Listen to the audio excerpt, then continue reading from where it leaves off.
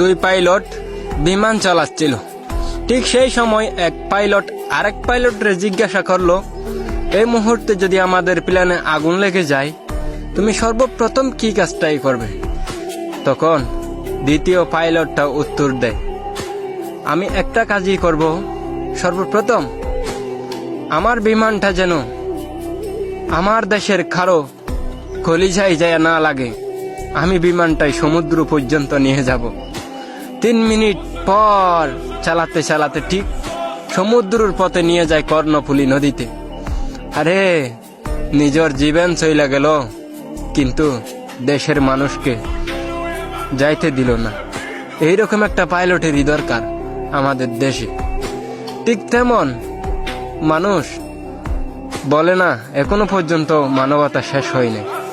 মানবতা যদি না থাকতো এই পাইলটটা এই কাজটাই করতো না।